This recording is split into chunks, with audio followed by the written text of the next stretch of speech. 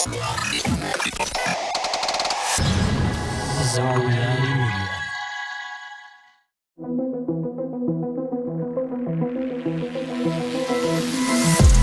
The reality we live in can be a very strange place. Most of the time, fact being stranger than fiction. How will we ever start to understand this reality we live in unless we question everything? Join me and a guest as we unravel the mysteries of this reality, one topic at a time. This is Inquiries of Our Reality with Shayn Jones.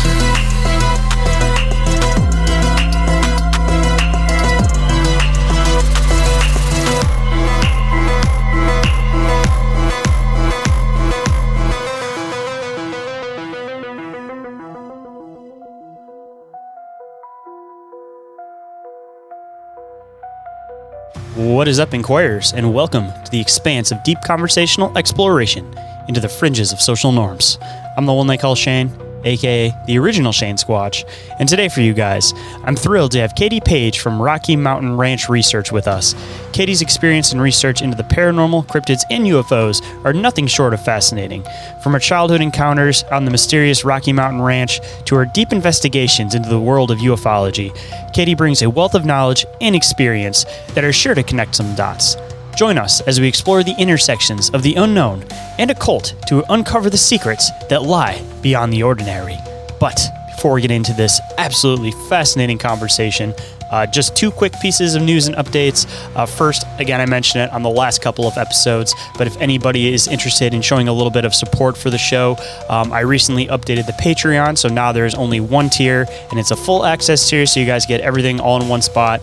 And also considering that I know a lot of people don't want to have an additional subscription service, I try to make it a little bit cheaper. So now it's only $2.50 a month to be able to get full access for everything, less than a bag of chips, and hopefully you guys can support one of your guys' favorite podcasts in the process. But if anybody wants to see what that's all about, there's a 7-day free trial available for you guys. And if you guys like it, you guys will stick around. And if you do, I definitely appreciate it.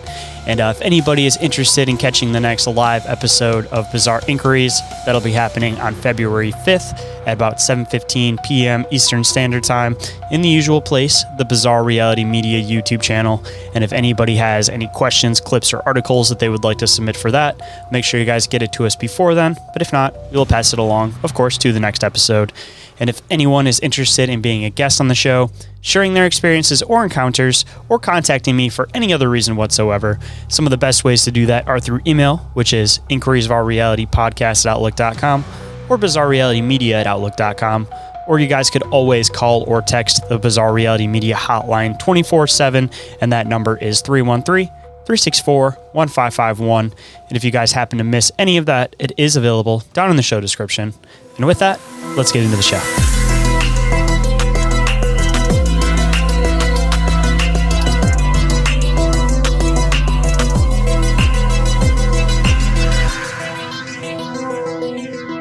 Please welcome to the show, Paige from Rocky Mountain Ranch Research. How's it going today?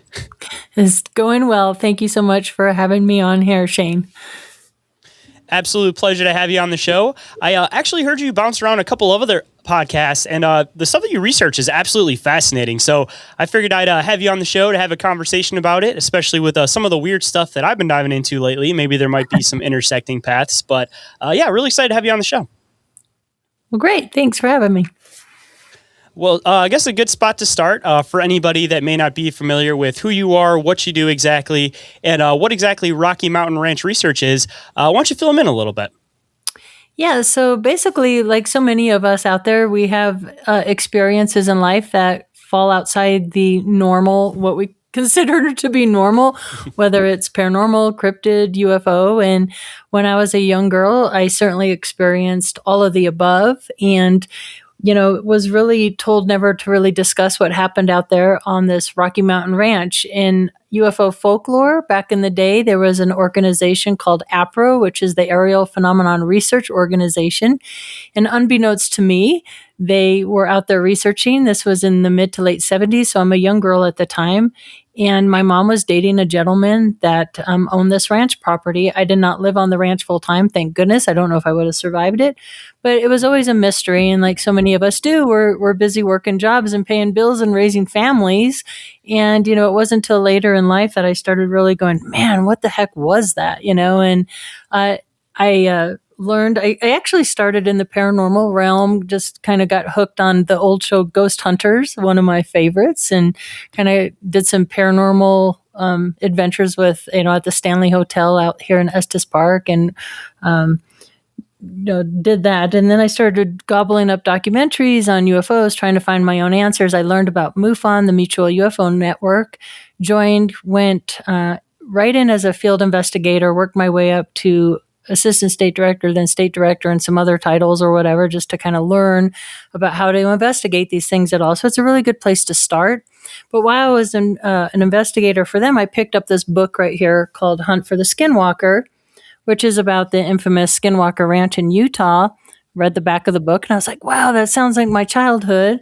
And lo and behold, there's a chapter in here called Other Hot Spots, and started reading about the ranch of my childhood. And I was like floored. I'm on the phone with my sister. I'm calling my mom. I'm like, you're not going to believe this, but I just found out that not only do other people know about this property, but it was heavily investigated, and there's reports and all these things. And there were 3 PhDs out there investigating. Dr. Leo Sprinkle, PhD out of Laramie, Wyoming, and that's where my first book, Letters of Love and Light, came out of, and we can talk about that a little bit later.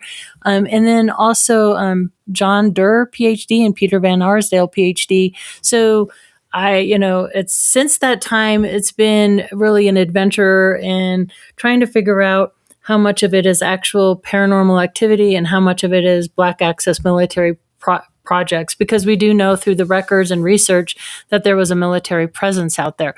So it's just been this tangled web I've been, trying to untangle for, going on almost 17 years now. It doesn't seem like that. It goes by like that. Oh, yeah, it goes by real quick. And I definitely want to dive into some of your experiences growing up on this ranch and how this is actually probably going to side parallel a lot of my research. On my other show, Bizarre Encounters, it's been a thread that I've been pulling on for about the past, I'd say 2.5, 3.5 years now, about this whole connection with the military with extraterrestrial experiences. And I started putting together this timeline of basically connecting events from like MK Ultra, World War II going back, and then when they started kind of pushing in this whole idea of like extraterrestrial sci-fi, and then when all these experiences and everything started happening. And I've kind of deducted that I'm not going to by any means say that there's not extraterrestrials, because I feel like it's more plausible to believe in extraterrestrials than not to. But I do think that there's a huge portion of the extraterrestrial phenomenon that is conducted by military branches or by humans. And that being said, also, I mean, I do think that they take advantage of a situation. Like if there is something ongoing with extraterrestrials in a specific area, what not a better place to be able to test some of your equipment and do some of the experiments that you're trying to do. But yeah, this has been one of the hard things that I've been trying to dissect for a while, because even in some of the big cases, one of the ones I always throw is Pascagoula. They end up making references to mask lines on the female extraterrestrial that was inside the craft. And it seems that there's a lot of these connections where, like you were kind of saying, you don't know what direction to go with it. You just have all this information, and you know that there's one trail that's the real trail, and then the other trail that's intended to just kind of throw you off. Exactly. And there's definitely been evidence at the Rocky Mountain Ranch of this. And it's interesting you bring up Pascagoula, because I have Dr. Irina Scott on the Trifecta, which is a little podcast I run live every Wednesday night. So tomorrow night, hopefully she'll be my guest tomorrow night. And really weird timing. I can ask her about some of those questions you just mentioned. That's really interesting. But in the Rocky Mountain Ranch, this was where, do you know who Linda Moulton Howe is? Yeah, absolutely. Yeah. So Linda Moulton Howe, she got her start out there at the ranch back in the day as an investigative journalist. So, at the time there were a rash of cattle mutilations, and that really ties into, I just co-authored a book along with Tony Angiola, and we reopened the Snippy the Horse case which is really the first global world recognized animal mutilation in the San Luis Valley of Colorado back in 1967. But what was really interesting about getting the original documents back out of the original APRO files, which were acquired by David Marler at the National UFO Historical Record Center out there in Rio Rancho, there were so much more to this case that paralleled the Rocky Mountain ranches, from strange boxes to hums to cryptids to the hitchhiker phenomenon, the paranormal stuff, to orbs and UFOs flying off. I mean, just blew my mind. So this was a really, really cool case to reopen and revisit after all these decades. But back to the military MK Ultra stuff. So in meeting, what happened is I get, the Dr. Leo Sprinkle's name out of this book along with the others. I write him an old school letter right before Christmas. I believe it was 2013. He writes me back, yes, this is the ranch of your childhood. These, I told him the original people's names because they use pseudonyms. The funny thing about the pseudonyms they used in the original APRA reports, they're very similar to their original names. And now all the adults all the adults that were there, they're all passed away now, including my mother. So now I'm comfortable at least, using the first names of all the adults in this situation. But he basically verified, yes, this is the ranch of your childhood. And the next weekend, I'm in his office in Laramie, pulling out the documents and researching everything. I was just gobbling it all up because I wanted to understand. But in those documents, they talk about soldiers from Fort Carson being on the property. And in one particular instance, they said Warren, and his last name was redacted out, visits the ranch from Fort Carson and felt something wrong, felt something take over his mind, made him walk towards the woods. It would release him and he would run back. And this did this to him 5 times. Like, first of all, why is there a soldier there at all?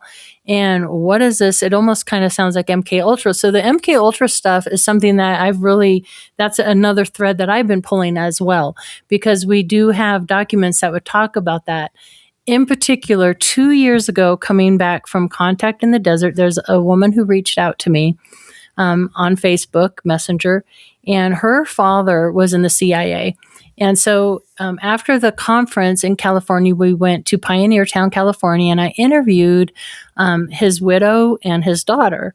And they were talking about a program in the CIA where they were experimenting in the late 60s into the 70s, mid 70s, with drugs that they called FM, which is freaking magic. And it was a combination of like LSD and other hallucinogens. And in the report, so John Schuessler, who's one of the founding fathers, gave me the original report on the ranch, and it's very lengthy. You can find a copy of this redacted on the internet. If you just type in Rocky Mountain Ranch APRO report, you can find it and read it. It's wild to read. But I mean, there's things in there where they're having like communications with extraterrestrials and seeing landed craft and all these really strange things that make me question, were they hallucinating? Were they, but at the same time, I've uncovered other evidence that suggests that it's a real phenomenon. So I'm still really much I'm on the fence. Like, certainly a good portion of what we're seeing is our own back engineered things or our own secret craft or whatever, but there's also things we can't explain. I'm glad that you brought that up, because this was something that I had been suggesting for a while, was that if they were already testing with LSD back in the 60s, if they were continuing on with this experimenting, they had to have created something that's some type of subfaction chemical of LSD that they were able to basically have this really, really intense psychedelic trip to the point where they're almost forgetting things, but it only lasts for a certain period of time, because otherwise, people would be pretty obvious of the fact that they're on psychedelics. So they would have had to manufacture some other type of thing to be able to induce these experiences in people. But diving into some of like the weird, like occult aspects of some of this stuff, I've been, just out of curiosity, kind of diving into some of like the hermetic arts, kind of connecting in with like modern science, and some of the like the connections with this actually makes sense. That in some of these places, it seems like psychedelic drugs tend to be one of like the main things they tend to experiment on when they're trying to open up different pathways into consciousness or making connections into other places. And if you start getting into the whole like vibration, frequency ideas with a lot of this stuff with science, like it totally could theoretically make sense when you get into the idea of like fourth dimensional, 5-dimensional, or just going up different perspectives, because it's not like it's like a different reality that you're stepping into. It's all of these different places that are existing basically all at the same point, but it's a matter of being able to maybe stand out a little bit and see that perspective.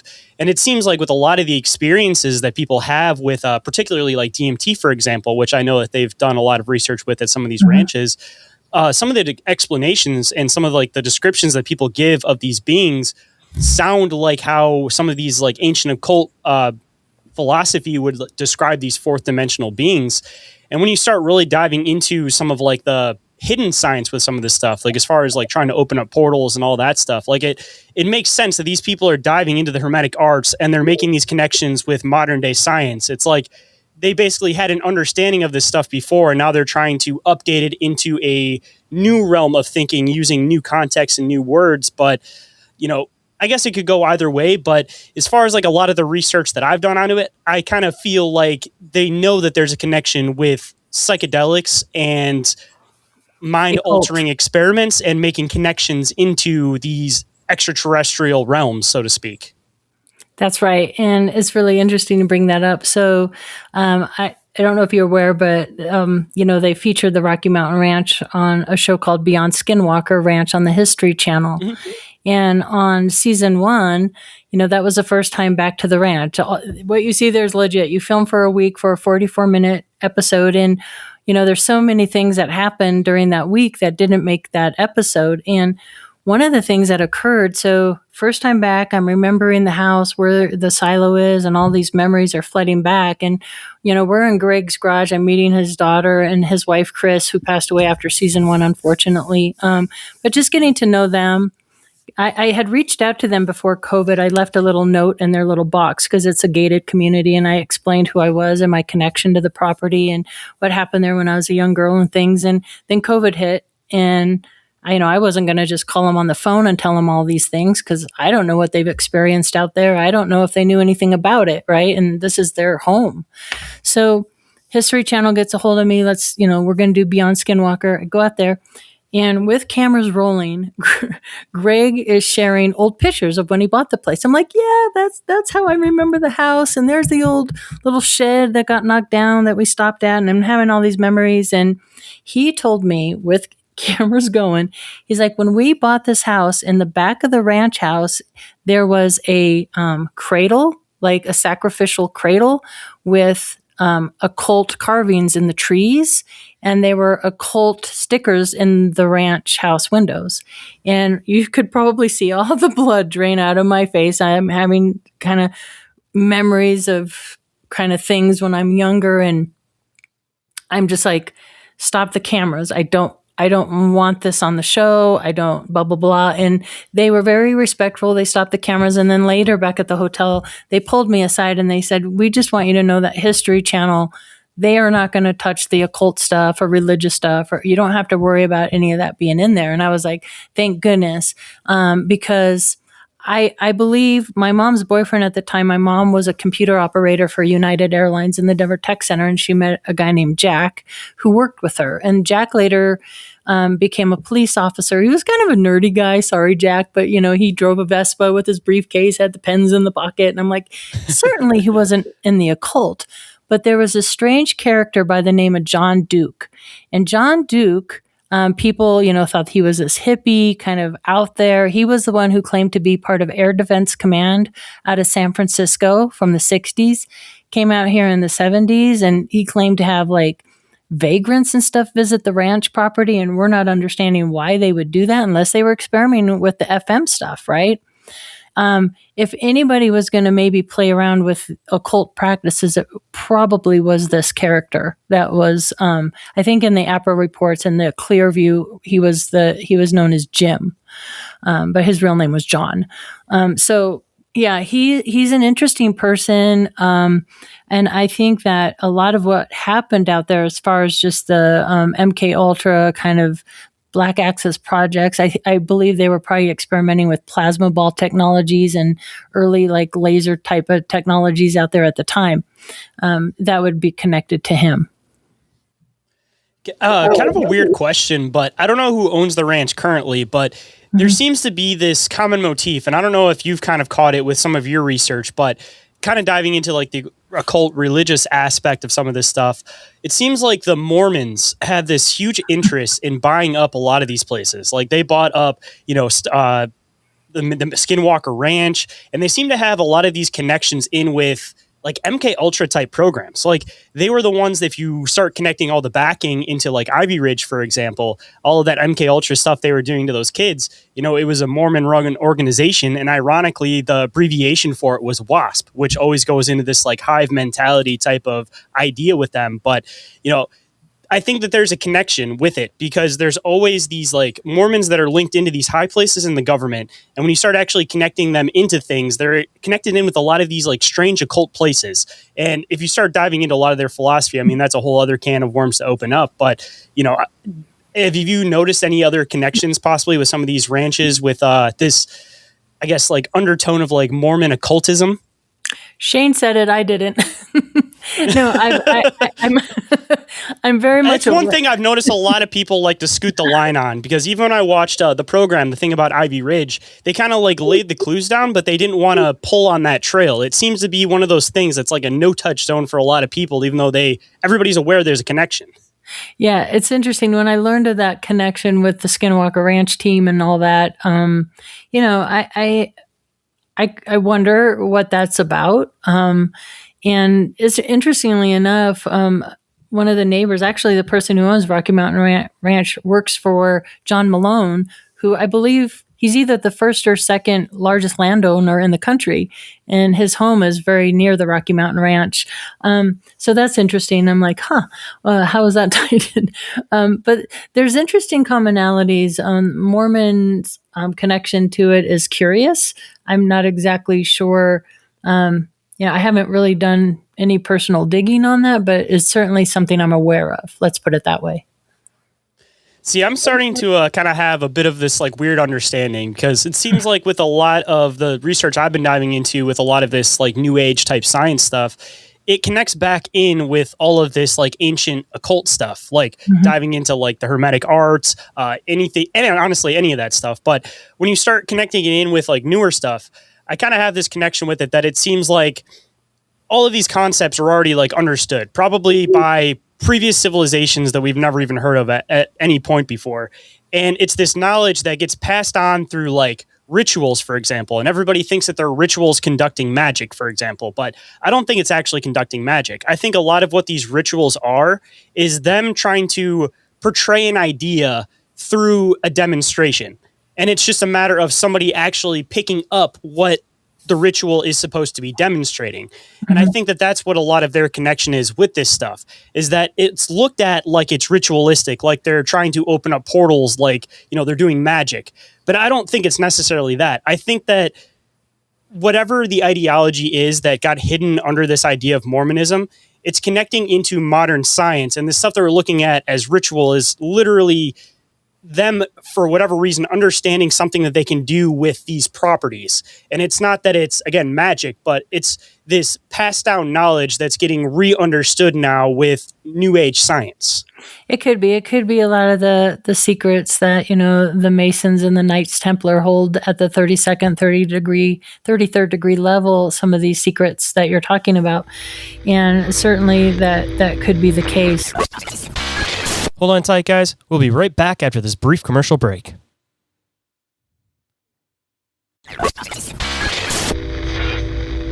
And now back to the show.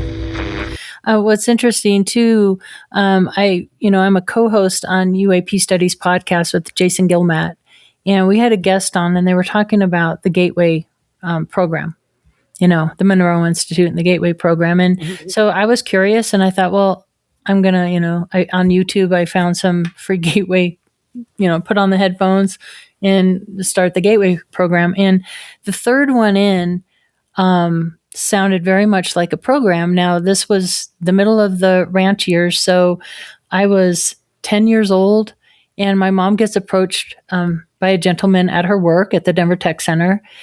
Because that scary night on the ranch, when I had that disembodied electrical voice, and they interviewed me about that on Beyond Skinwalker. And the reason I know exactly verbatim what that voice said, because it's in the report, and me and my sister and my mother will never forget it. I'm like, oh my God, there it is. Attention, we have allowed you to remain, blah, blah, blah, which now looking back, I think possibly could have been plasma ball technology they were experimenting with, because it pumps out like a electronic sounding human voice out into the field of battle to protect soldiers. But when I heard examples of this on YouTube, I'm like, that's what the voice sounded like. It's exactly what it sounds a little electronic sounding. So I'm like, could that be what it was? But anyway, it's like that voice of God patent, if you remember reading anything about that. It came out in like the early 1900s where they could like project what sounded like somebody talking into somebody's head. But I don't know if they, quote, ever actually made the technology, but there was at least a patent for some type of technology like that from the early 1900s. Yeah, and I believe that they were experimenting with things out there at the ranch. But you mentioned occultism, and something that somebody came up to me at after a conference one time, and one thing that was reported out there at the ranch, I never witnessed it. However, other people reported it, adults reported it. Now, it could be the FM experiments, but they claim that there were 2 extraterrestrials on the ranch property.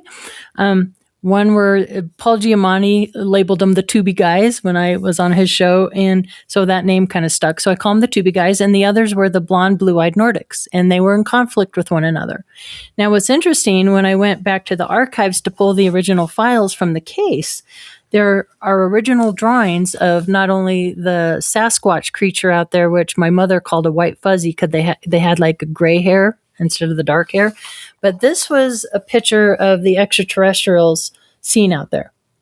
And what the Tubi guys see, their long spindly arms and these tubes, and they're quite different than what you normally see ET depicted as, right? So fast forward a few years, and at the time I'm guest speaker coordinator for Colorado MUFON, and I invite a guy by the name of Sean Bartok to come talk about a book he wrote. Turns out his ranch property was 14 miles away from the ranch of my childhood. And I'm sitting there watching his presentation, and this picture gets popped up. And he said, these tubes come out, and doesn't this look like lamb? I was just about to say it looks just like lamb. Right. Now look at these 2 side by side, but what's even freakier after this, so the wrinkles, the heavy brow, the shape of the eyes, he said these tubes in the neck actually come out, and this was his second picture that he showed with the tubes out. And I'm like, what? Here's the Bigfoot creature that was seen out there. And this is interesting too, because I had Bob Salas reach out to me, and here's his email from Robert Salas. And he sent me this email. This is the original email right here that I copied. But basically in this, I had the picture of the guy seen at the Rocky Mountain Ranch, and then the one on the right, he claimed that at the same time, during the same years in the late 70s, they were seen at Malmstrom in Montana, these same Sasquatch creatures around the base, so much so that they had the soldiers draw these creatures and they were giving them lie detector tests. And so basically in this email, he says, here's the sketch, and this is confirmation to, the Rocky Mountain Ranch, which is another thing that didn't make the episode. I don't remember. I think it was season 1 when they shot off the little rocket pretty near where I had my box encounter, but to poke the hornet's nest, and and then the second bigger rocket, they put equipment in it, and the GPS the coordinates for when that rocket landed was not at Rocky Mountain Ranch. It was actually at Malmstrom. I'm like, what? So that was weird. So many weird things, but. Yeah, those were the ETs that were said to have been seen out there. But again, these are reported from John Duke, who is that mysterious character that I have to question his credibility a little bit. But his friends saw them too. But are they all on hallucinogens and they're just having, I don't know.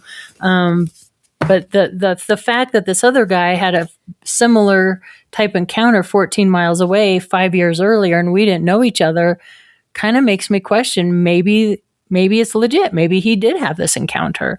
So it's things like this that kind of keep my gears like, okay, what's happening now? You know? And I mean, like, if you get into like the fourth dimensional concept, like at least the theoretical part is that essentially they could be able to like shift through time. So if you're looking at some of these experiences and it seems like people are seeing the same thing, but far periods apart, but they almost look like they're, the same age, the same being, it kind of adds a little bit of validity to the fact that maybe some of these areas might have something to do with like higher dimensions or higher realities or like fourth dimensional beings. Yeah, like they're pulling down the same sort of information or having the same kind of experiences. So back to that gateway tape, because I never finished that story. Back to the gateway process. So you have this guest. He tells me about the gateway process. So I put on the headphones and I start going through that program. Third tape in, it reminds me of that scary night with that disembodied voice on the ranch. We get home to our house, which is about 45 minutes away in Inglewood, Colorado. It's now Centennial. And the two younger boys actually lived with us during the week. So we'd go back and forth and bring the boys back to work on the ranch and see their mom. And so we would spend time there at the weekends and all that time. So for 3 years, we were hearing the adults kind of talk about police being called and animal mutilations being done and this, that, and the other thing. But that night of that disembodied voice that occurred, I got home and walked into my front door, and I'm 10 years old. I couldn't speak for a couple minutes. And my mom's like, my mom and my sister are like, what did you eat? What did you eat? Trying to figure out what the heck was wrong with me. And I'm trying to say peanut butter and jelly sandwiches. I couldn't. So finally they take me upstairs in my room. I get full on tunnel vision, the vomiting, the full blown migraine headache. A few months later, a gentleman approaches my mom at work and puts me in this Twilight Learners. Here's my original cassette tapes from that program I was in. So these were them. And so when I was listening to the Gateway tapes, I'm like, that sounds like my Twilight Learners program I was put into while I was on the ranch. And it was called biofeedback training, and it was in the Denver Tech Center in Colorado.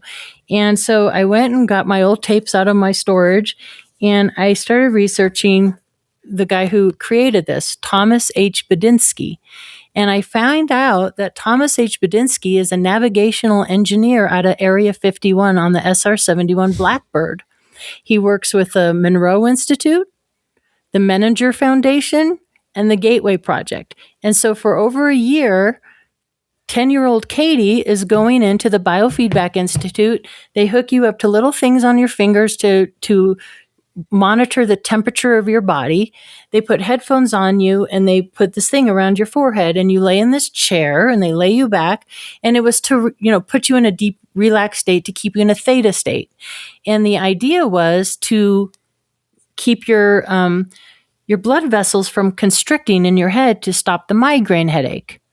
But then I'm like digging into this. I'm thinking, navigational engineer at a 51. So I do a deeper dive on Thomas H. Bedinsky. And if you Google his name, biofeedback program, Thomas H. Bedinsky, there's a video you can find from the late 70s on YouTube. And towards the end of that video, there's a little boy. His name's Kevin in the video. And he was around the same age, same thing, shows him with the same thing I did. And they're like, Kevin, can you make the rocket launch? Kevin, can you make the rocket land? And then I'm just like, holy beepity beep. Were they taking these kids in these Twilight Learners Gateway programs because they couldn't figure out how to navigate these craft? Are they mind-to-mind navigational systems? And I'm like, holy shit, which would also explain why the phenomenon, the hitchhiker phenomenon, it kind of affected me and my sister a bit differently. My sister was older. She was a high school senior. She was a junior and senior at the time of the ranch years. And so she had her own unique experiences. We also had shared experiences, like us throwing the Frisbee with that big snowless circle. That's the landing site. But that hitchhiker phenomenon didn't affect her as much as it did me. Like to this day, paranormal things wherever I go all the time.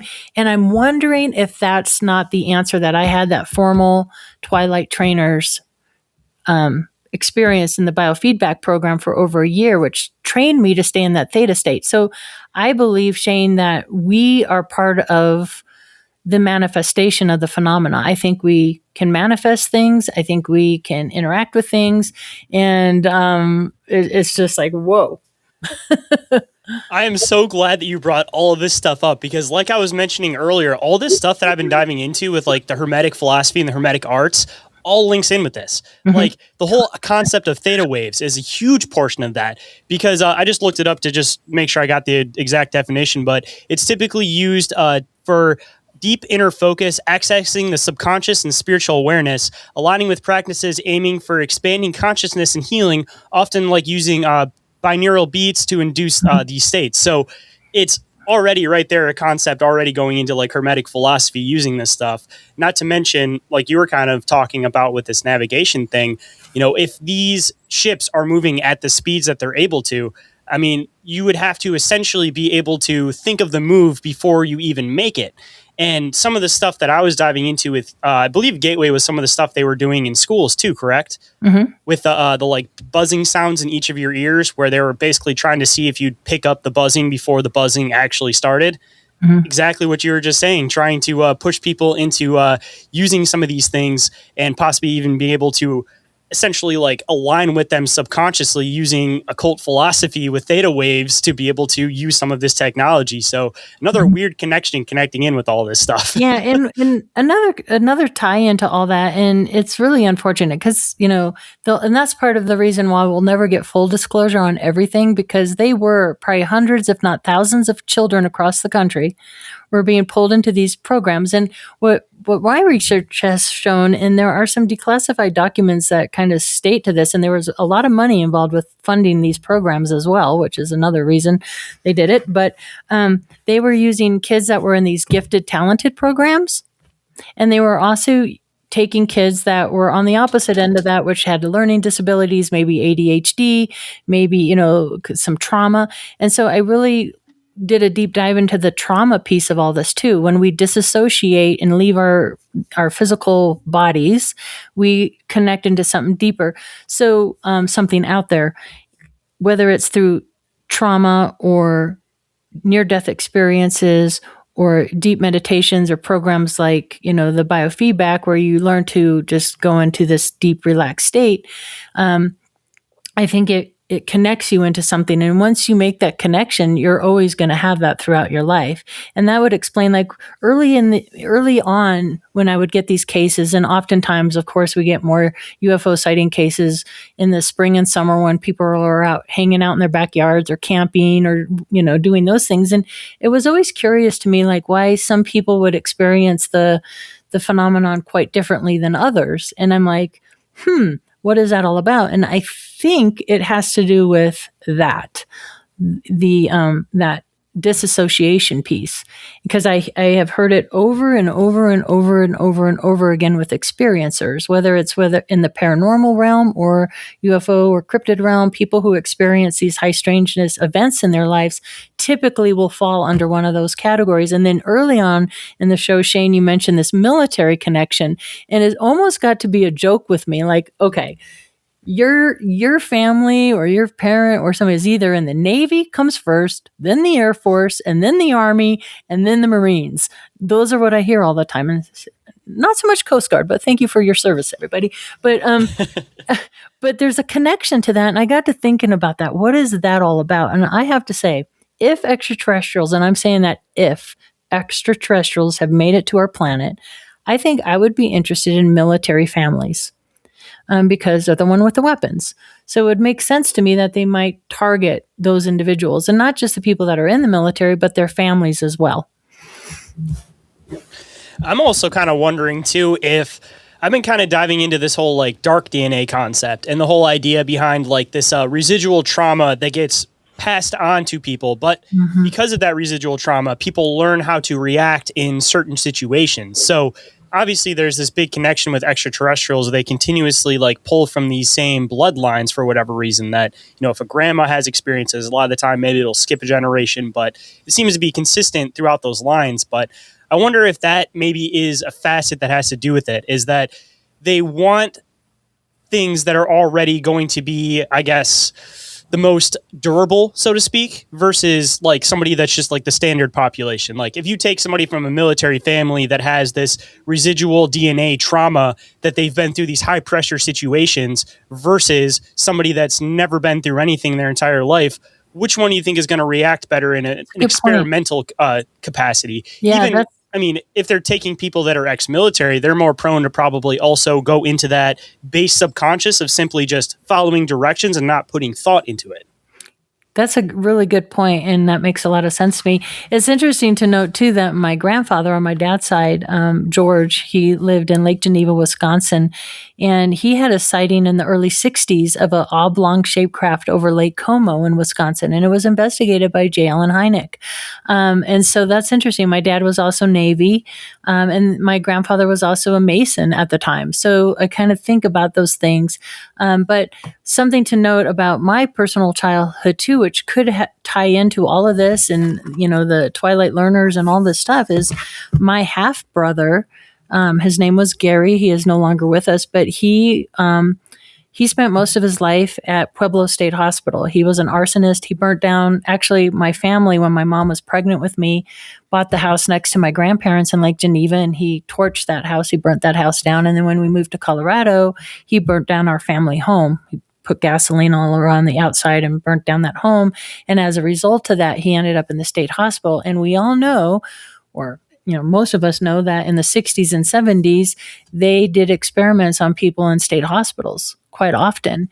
And I'm wondering, because the years, so in 1973, my brother burns down our home.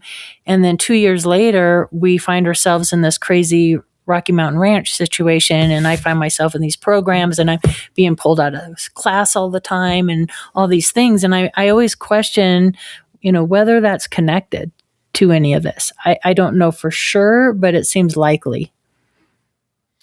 I mean, I definitely think that there could possibly be a connection, because it seems like with a lot of these like state programs, when they used to do this type of stuff to people, they were trying to like kick in abilities. So, if maybe they had some luck possibly with somebody where, they were at like a 10% rate where they might be able to predict what a card was, maybe they're going to continue on with that bloodline and try to see if there's anything else that they could possibly stir up, because it seems to be that that's always the main thing with these bloodlines, is that there seems to be these like abilities that are connected with them. Like, somebody's grandma will be a medium, and then it'll kind of continue on through the bloodline. Or, somebody's family might be able to, I guess, like read things from like the ether, so to speak. Not necessarily see things, but they can like get in these like downloads from the ether. And that seems to be something that like kicks on from a family. So if you're getting into this like dark DNA concept, I mean, maybe that is something that gets locked into the DNA, and it's just a matter of finding a way to reactivate it again. And maybe with each continuous bloodline, maybe it possibly gets stronger if you know how to activate it properly. Yeah, for sure. And even things like, I always, certain things that you just assume everybody does, like especially if you've had it since you were young, you're like, oh, well, everybody sees life in pictures, or everybody can see people's living rooms, or their Afghan and their cat and their whatever. And then no, you don't. But another thing that I've always done is lucid dream. Like I interact and play with my dreams all the time. So much with my kids when growing up, it'd be, or my ex-husband, I'd be like, I don't want to wake up. I got to redream a dream or change a dream. Or, if I didn't like a way a dream was going, I'd go in and change the dream. All the time. So I think that's probably that training too. When you learn to do the gateway programs and things like that, it certainly changes the way you can remember your dreams, interact with your dreams, and interact with the world and the spiritual realms as well. It kind of makes you wonder if you have experiences like this, if it almost like puts out like an antenna, because obviously they're doing like astral projection type stuff as far as like the government goes. But it seems like maybe some of the people that were involved in this gateway program may have been people that used to like astral travel or lucid dream as kids, because like just talking from my own personal experience, I don't remember doing too much with the gateway program, but I remember when I was in probably like third or fourth grade going down to this room, and it happened probably like 3 or 4 times where I was doing like the thing with the buzzing and the different tests and everything. But the weird connection with that is the fact that I pretty much spent my entire childhood doing this like astral projection thing without even realizing what I was doing. Like it happened at such a young age that I would fall asleep and then wake up as I thought, and I'd see myself sleeping and I'd be outside of myself. And then I would end up having this like sleep paralysis experiences when I went back like into my body after each one of these experiences. And it went up until probably about high school, had a bunch of weird traumatic stuff happen around then. And then all of a sudden my dreaming basically like completely stopped. And ever since then, like it's just been kind of like this weird, like I don't remember any of my dreams. And if I do, they're always these really, really vivid, bizarre, weird, lucid dreams. And they always just feel extremely real. Like it's really, really weird. But I feel like there's a connection with this, that, you know, if there are these people in this generation that are possibly doing this and they are doing astral projections and maybe they're able to see that there's these other people in these astral realms, you know, maybe those are some of the people that they might put focus on for these like gateway type programs, because like I said, it seems to be a matter of like activating something. They just want to see who has the most of it that they can try to activate. Yeah, it's interesting. My mother has some interesting. She passed away a year and a half ago now, but she would, you know, she has seen apparitions. She's had experiences. She was very interested in, you know, ancient aliens and all the alien shows and things like that. And she's Rh negative, and she was born with one blue eye, one brown eye, and so I kind of grew up kind of, you know, not all the time, but I was open to that at a very young age. And talking with experiencers throughout all these years, it does tend to run in families. And so, yeah, I think for whatever reason, they're keeping an eye on, I don't know, thousands of us, but definitely seems to tag along generation after generation. And interesting, you brought up the dreams. This is my first book, Letters of Love and Light, and how this book came about. I went to the archives to get all the original documents on the Rocky Mountain Ranch, and for 3 years, I got lost in Dr. Leo Sprinkle's correspondence letters from people all around the world. So I would go to the archives, I would take hundreds of pictures of people's letters, come home, you know, read them, and if I thought they were compelling, I'd put them in a folder, label them, and then I organized them into chapters. So I have like ET descriptions, sightings. There's a pre-Travis Walton sighting from the early 40s, just crazy cases. But one of the chapters is called Memories or Dreams, because so many people wrote to Dr. Sprinkle, and he was a psychologist out of Laramie. And so he was really looking at the question of, you know, especially talking about the trauma piece. Are you having these experiences because you had so much trauma that you want to create a fairy or an alien or an angel or something you can connect to that's going to protect you and love you and all that? Or are they, you know, is it schizophrenia? Is it this or that? But what he found through his many, many years of research and surveys, that the vast majority of people that claim these encounters are perfectly normal, everyday people. They test normally, they're perfectly mentally sound. But in the case of the memories or dreams, people would say, you know, this particular dream was so vivid and so real, it felt more real than this life. And that was, I heard that and read that in all these different letters from all sorts of people. There's even a chapter in here in letters from children that wrote to Dr. Sprinkle. It's just really cool. People with implants, all sorts of things. So I finally decided, I told Leo, I'm like, you know, we need to share these with the world because otherwise they're lost forever. So that's what that project ended up being. It really was just a labor of love for Dr. Sprinkle before he passed away. And I'm really glad that I took that on. It was really interesting. Inquiries of Our Reality will be right back after this brief commercial break, so stay tuned.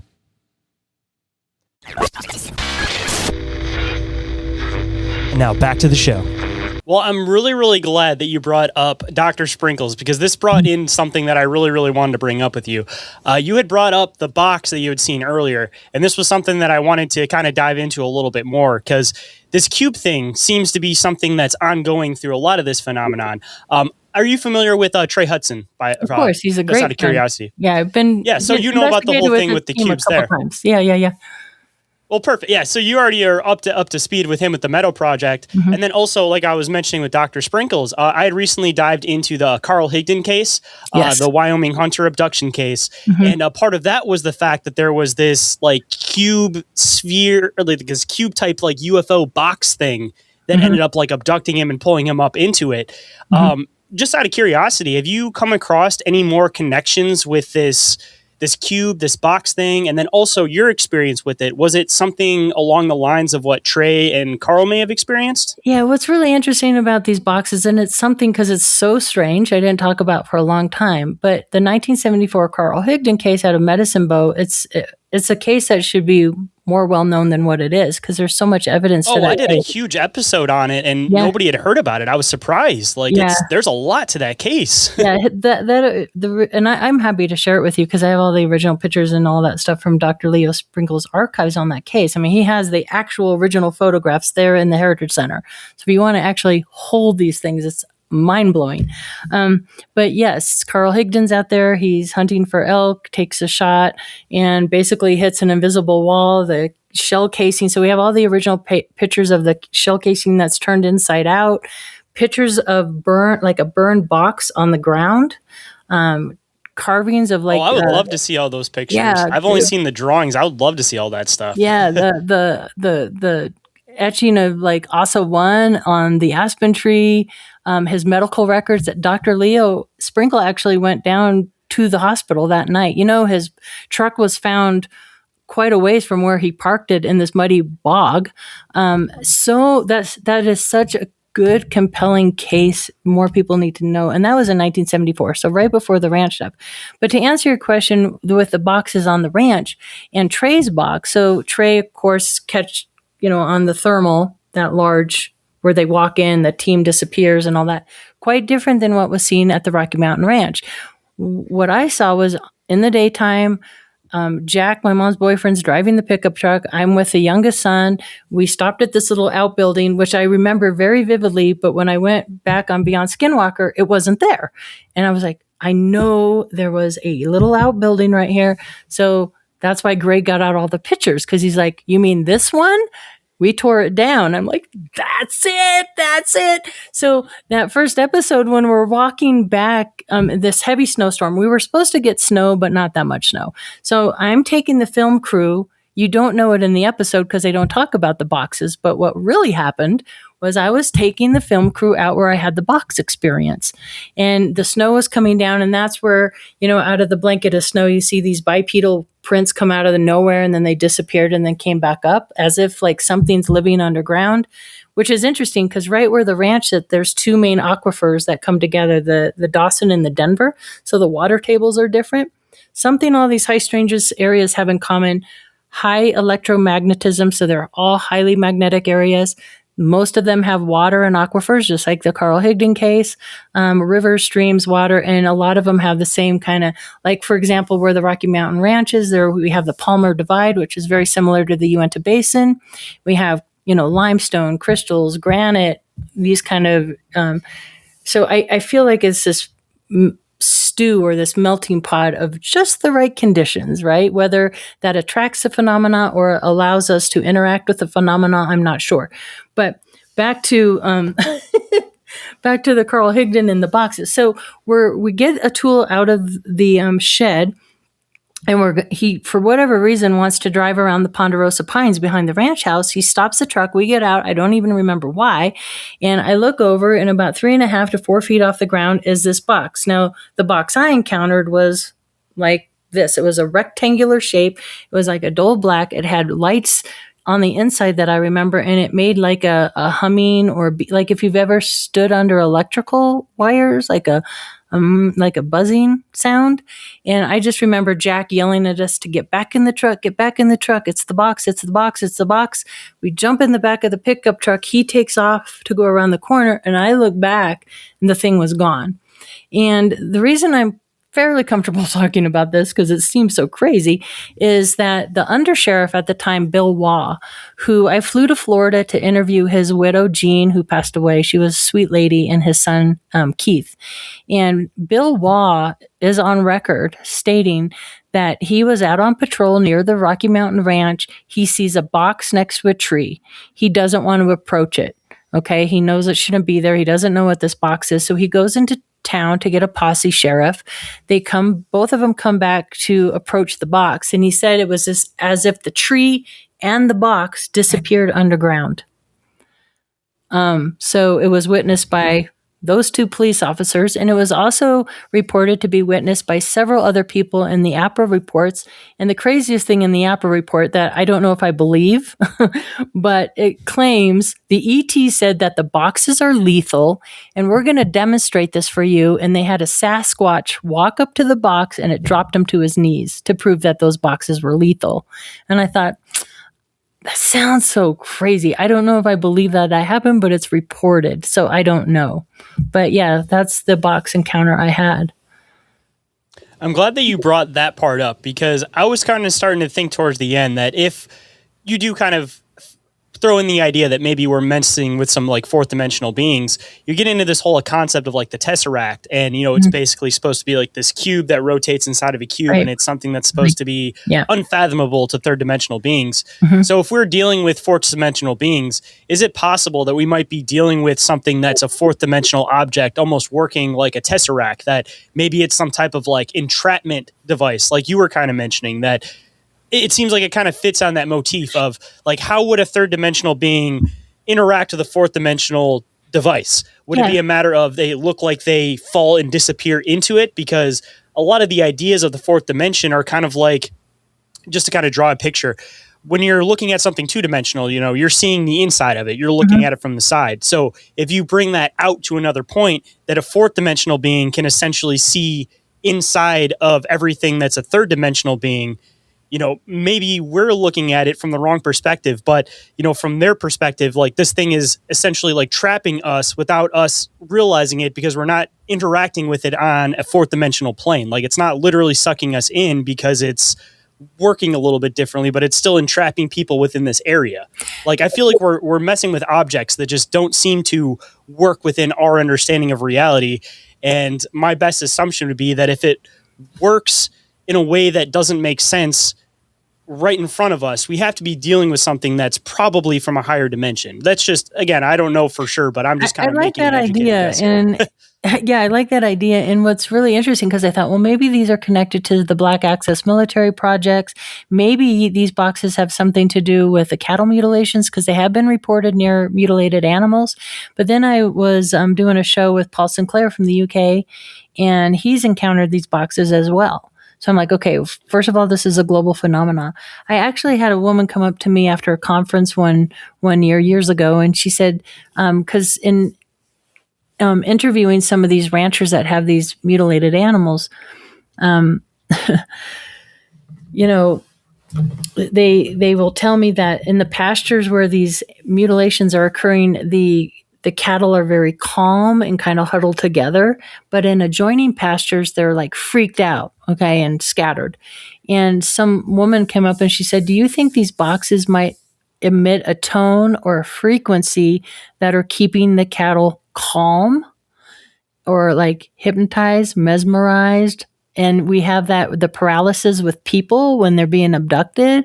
Some people think it's sleep paralysis, but could they have something to do with that? Because the box I encountered, they were emitting a tone. So whether they're extraterrestrial in nature or Black Access military projects, it's interesting that they would emit a tone, because we all know after World War II, they really were experimenting with frequency and tones and crowd control and trying to weaponize frequencies and tones, even in our music that we listen to.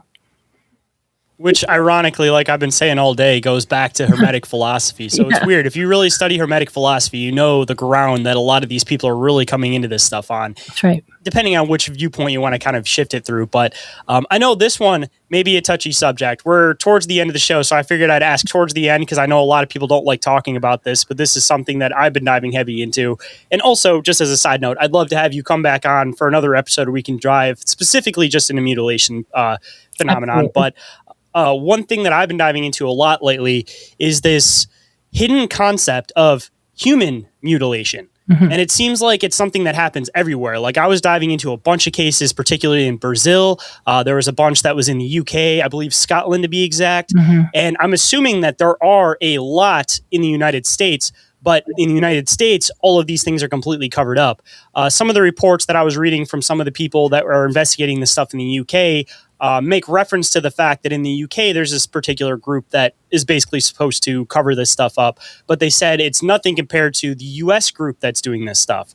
So I was kind of connecting this in with maybe some of the missing 411 stuff. But I'm assuming that if this phenomenon is as prevalent as it is, being covered up at least, that some of these ranches has to have some type of case of human mutilation. So again, I don't know if this is a topic you want to get into. Totally okay if you don't want to, but with some of your research, have you come across any human mutilation cases with any of these ranches? And it's really horrific, and it is a really hard subject to talk about. But I think the important thing is we can't sweep it under the carpet just because people are uncomfortable by it.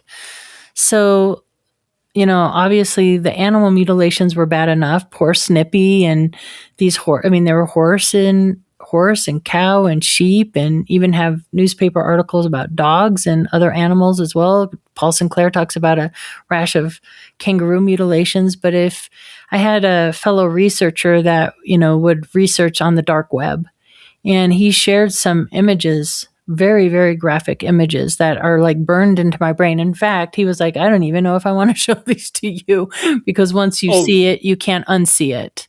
And it was your classic eye removed. There was an image of a woman in a seat. She was still in her seatbelt. And it was very, very disturbing. And it looked like an animal mutilation, but it was a human. And yeah, you're just left like terrified and horrified and speechless and oh my goodness. And of course they're going to cover that part up. And back in the mid to late 70s, during the height of the activity out there at the Rocky Mountain Ranch, which by the way, activity is still going on out there. It's still active. There's notes in Dr. Leo Sprinkle's files that the head of NORAD was aware, and Colorado Bureau of Investigations was involved, and Air Force heads had directives to downplay these mutilations. People were getting really terrified that they were going to go to humans next, and they were arming themselves. And like, you didn't go up to one of these ranches at night during these. They had a $10,000 reward to catch these mutilators. So people were actively looking for years. This was a crazy time out there. It was really, really scary. And these mutilations are still going on today, not to the amount that they were going on back then, but ranchers that have these mutilations now, thanks to Beyond Skinwalker, I've got to know some of these local ranchers, and a woman, woke up in the morning, she has a prize bull over $5,000, saw her bull out there on her pasture, went in to cook breakfast, looked out on the cow the bull, and it was mutilated. No helicopters, no sounds. One of the most compelling cases I investigated was the town of Kiowa. There's a particular family. They have streets named after them and everything. So they're generational ranchers. And the daughter gets married right out of high school and moves to Rama, which is a small town right there near Elbert County, Kiowa. And her husband was on horseback checking the cows for calves, came across a dead calf. Okay. The calf had 4 cuts in a perfect square.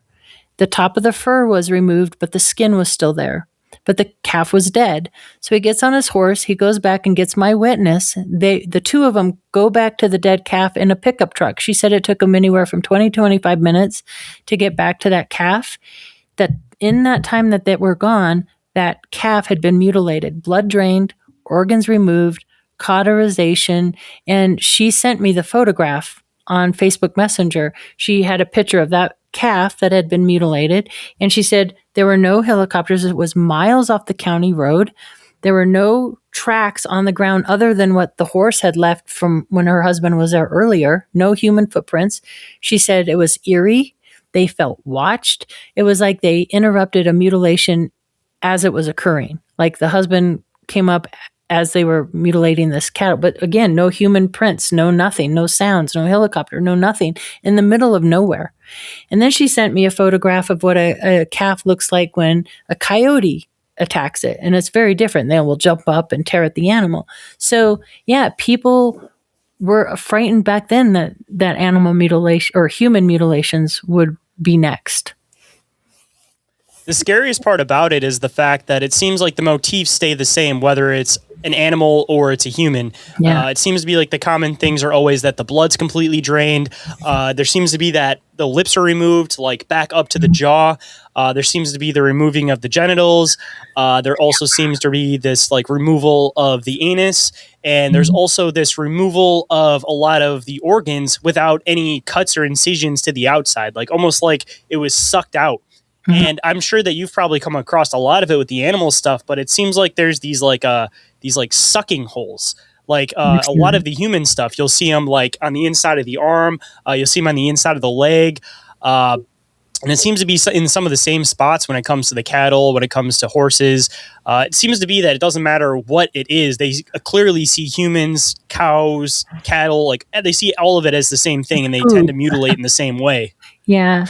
I know that there's theories out there about, why the blood and why the certain soft tissues and organs that they take. And one of the theories that are floating around out there in conspiracy land could be true, could not be true, but that, the cattle in particular have a lot of copper in the blood, and that these certain organs and tissues that they grind up. And I heard it rumored that one of the ETs that were taken to S4, Area 51 area, they would absorb nutrients and food through their skin.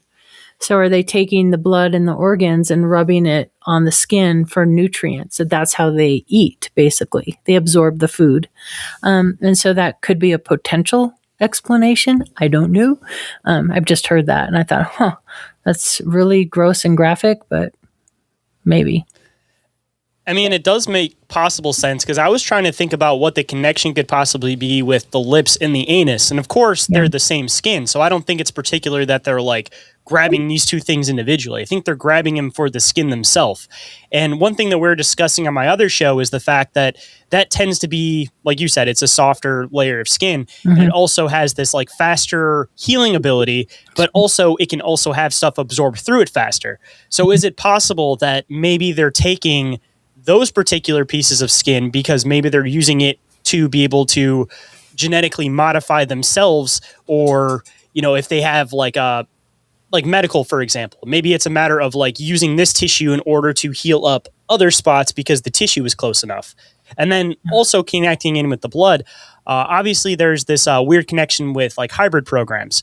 And one of the things that I've always thrown is the fact that they tend to get the female pregnant and then they'll remove it before it gets to a point where she would actually give normal birth. Mm-hmm. And the assumption for that is the fact that if you're looking at these like extraterrestrials' heads, I'm assuming that they're probably going to destroy the female on the way out. So the trick is to remove it before it's going to cause damage, because they tend to want to reuse the same person over and over again. I'm assuming that it's something with the DNA. But if you remove this thing, I'm assuming that there's still like an incubation period. Mm-hmm. So I think that there's been some other researchers that have thrown this, but I mentioned this on a roundtable a couple of years ago about, is it possible that they could be using cows' wombs as synthetic wombs and also using cows' blood to be able to use these synthetic wombs? And also connecting into some other research, I've actually dived into a few things that say that cow's blood is pretty interchangeable with human blood. Mm-hmm. I don't know how much validity there actually is to that, but if that is true, I mean, it seems like all the pieces are there that, they are more than likely probably like repurposing a lot of this stuff that they take during mutilations. Mm-hmm. Makes sense to me. It's weird. The farther you go down to it, it's like you see all this stuff that's like so right in front of you. Yeah, there's so much more we haven't even covered. I haven't even gone into one of the best things, which were the interceptors and the FOIA, the two interceptors that were in pursuit of UFO in Elbert County on November 11, 1975. Then we have the Air Force admitting scrambling out of Selfridge, Michigan, because there was an event November 11th. I actually just went fishing there 2 days ago. Really? Oh, that's funny. Yep, So, I can send you a picture. I was right outside of the barracks ice fishing 2 days ago at oh Southbridge. no, that's crazy. So in Falconbridge, Ontario, they're seeing multiple UAPs on radar that they can't explain. This, and not only are they seeing them on radar, but they have military people on the ground witnessing them. Police officers witnessing them, civilians witnessing them. So they're watching these things, shoot up to, I think it was 72,000 feet and straight down and up and down and acting all crazy. So they decide to scramble two F-106 Delta Darts out of Selfridge, Michigan, because these things were moving 35 nautical miles over the Great Lakes. And so they scramble these interceptors. The pilots don't ever see anything, but it's interesting because the Air Force admits to this. That was the same day that they scrambled two A-7Ds over Rocky Mountain Ranch in pursuit of course, Richard Doty tells me to FOIA. And of course, a lot of it's redacted out. But what's interesting in this report, it claims that it was an instructor and a student. The instructor misidentifies a beacon of another aircraft, which they never identify in this whole transcript. Then 8 of his instrumentational instruments are inoperative, and he has to use something to illuminate the cockpit, and he hits the tail of the student, and both pilots eject. Both pilots survived, but that was the same day that they scrambled jets out of Selfridge, Michigan. And you know what happened that morning right after midnight on that same day? What? Travis Walton was returned from his abduction experience. And the Edmund Fitzgerald goes down.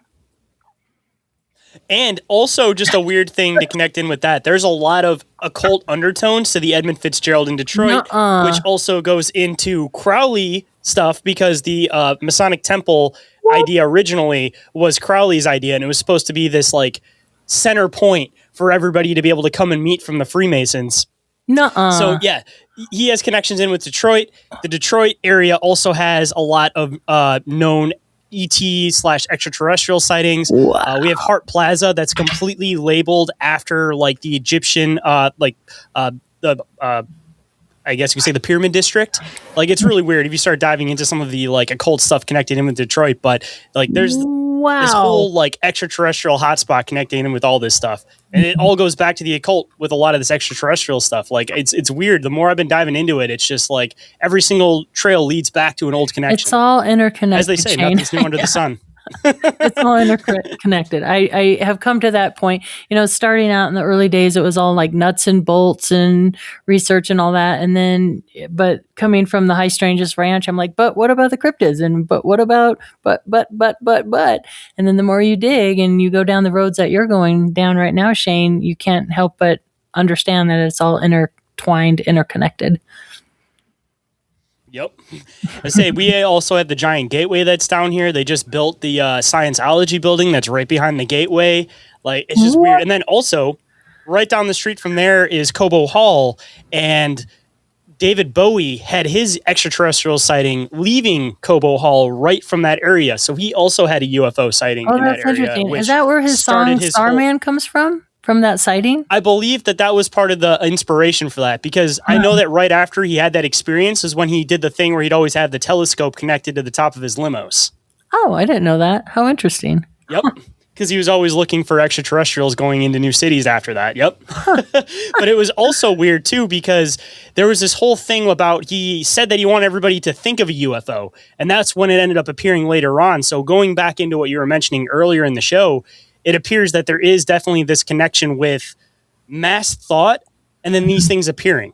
Like, I was going to bring this up earlier on the show. It almost kind of seems like it functions like the double slit experiment, where if you're observing the phenomenon, it reacts. But if you're ignoring it and you're not paying attention to it, then it reacts in a totally different way, and you don't even tend to notice it. Like, it's that weird argument with people that it's like, oh, you only see extraterrestrials, you only see all this stuff because you're into that stuff. But it's like, is it that I'm only seeing it because I'm aware of it and I'm paying attention to it? Right. Or is it a fact of like, you see it, you just ignore it, or your consciousness doesn't let you see it because you just completely mentally block it out? Right. A good example. It's such a weird thing. It is. And a good example of that is Greg, who owns the Rocky Mountain Ranch. He's such a great guy. Love his family, but he's a tinkerer. He works on cars. He builds cars. He builds things. He works for John Malone. He's busy, and so it's so funny when you talk to him about these, so what is that? What have you experienced? And he'll start with, well, nothing. But then, but this thing happened, and you're like, what? Or this thing happened. And now since his wife passed away, I think because he's open to this more now because of the show and everybody talking to him about it, he's starting to pay attention. And because he's paying attention, he's like, oh yeah, well, this happened and that happened and this weird thing happened. And I'm like, so the more grounded you are on this matrix, this materialistic reality that we live in, the more you're going to ignore and not have these experiences. And the more you unplug from that and open yourself up, yeah, you might experience some things, but I would advise, be careful what you play with too. If I don't encourage people to get into the occult or play with things because we don't know what we're dealing with or what we're opening up. And if you don't want attachments onto you or bad things, I would maybe just stay away from it because it is real. And I do think it's, answers some of the mysteries that people might be tinkering with things they don't quite understand. And maybe they did that decades ago and they don't know how to close it down now. And it's like, whoops.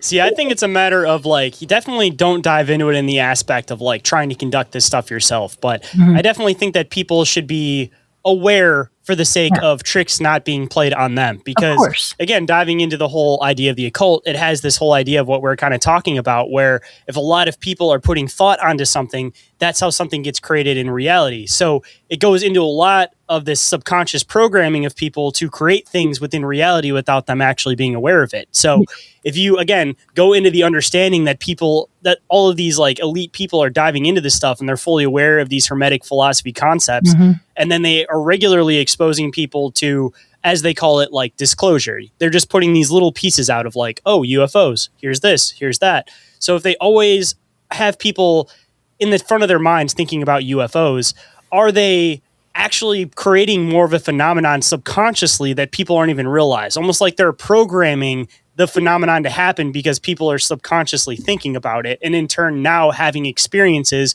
which links in with this huge upspike of UFO extraterrestrial experiences nowadays. Yeah, it could be, but I was talking years ago to James Keenan, who's on Blind Frog Ranch. I've been out to Blind Frog and Dwayne and all that. That was an interesting experience. But something that James Keenan said to me years ago, and it made sense to me.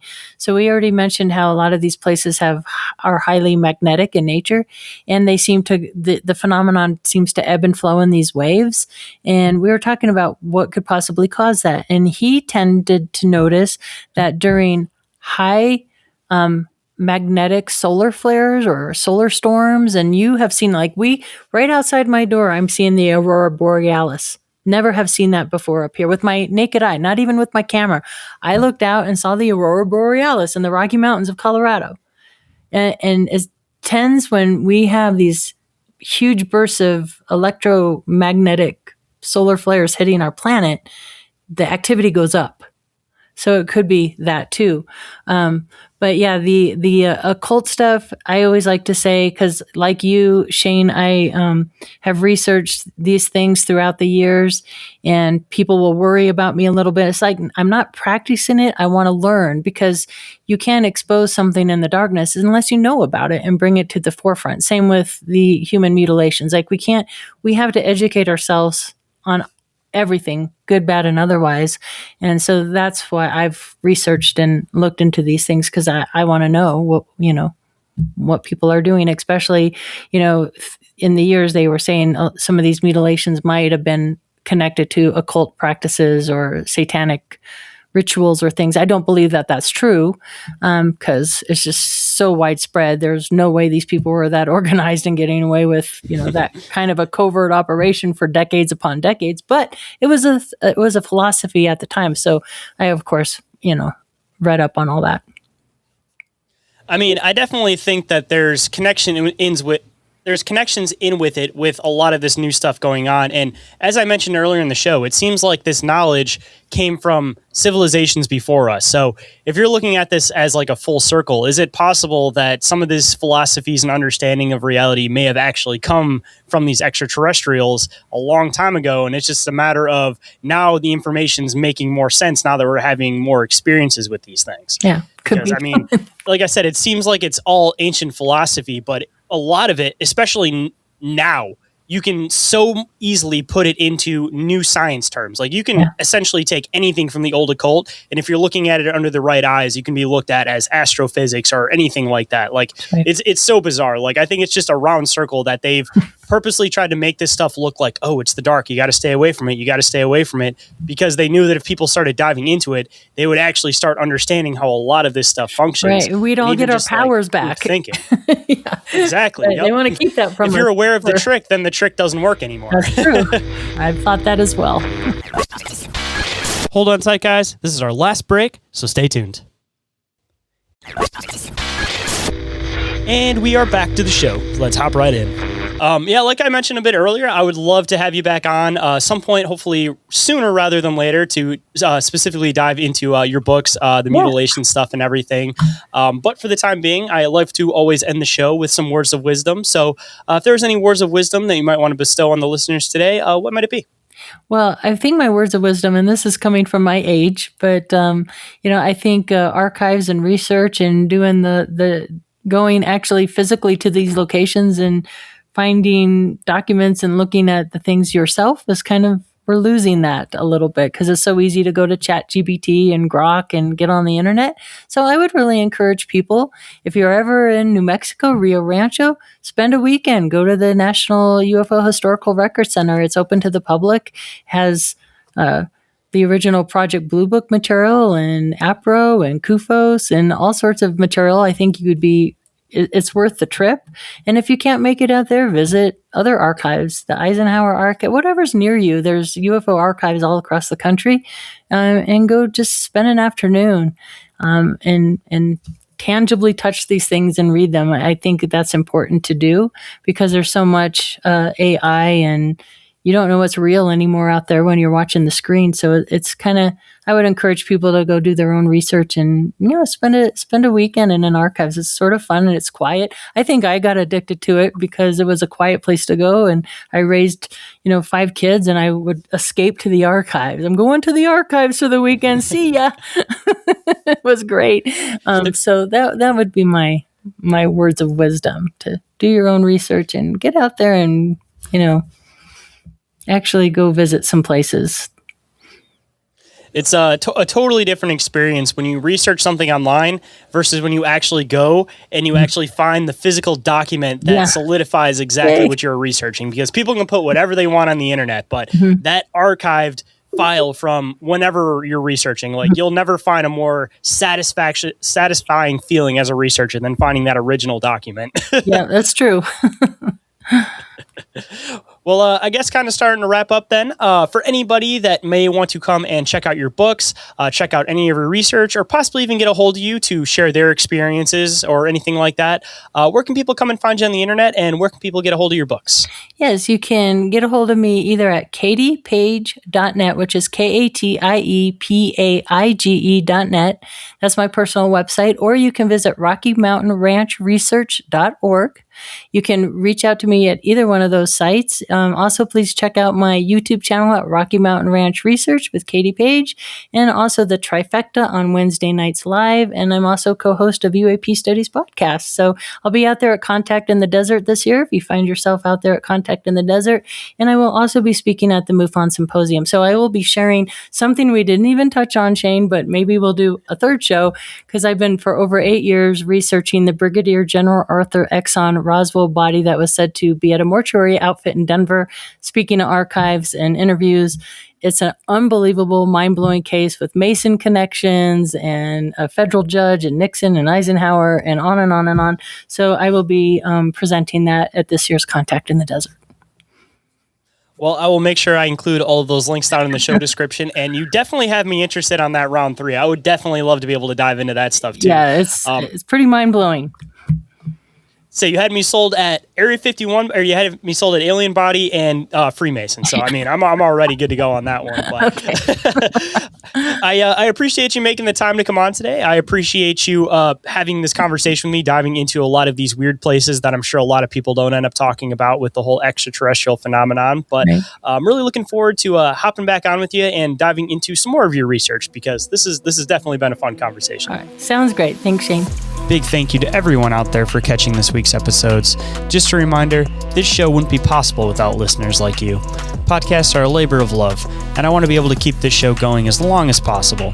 If you find value in what I do, and you're in a position to support the show and all the hard work behind it, some of the best ways that you guys can do that is by donating to the show directly. Any value that you guys happen to find in the show, you guys can do that through PayPal, Cash App, Venmo. And if you guys leave a note with it, then of course I will read it on the show and give you guys a big shout out. You guys could also leave a review anywhere that you guys happen to listen to the show. Hopefully help boost the show up a little bit in the algorithms and make it so that the show is seen a little bit more. And of course, I will read it on the show and give you guys a big shout out once I find it. And you guys could also share the show directly through word of mouth, because let's be honest, if people see a show all through the internet, they're a lot less prone to listen to it versus if somebody tells them to listen to it directly. So grassroots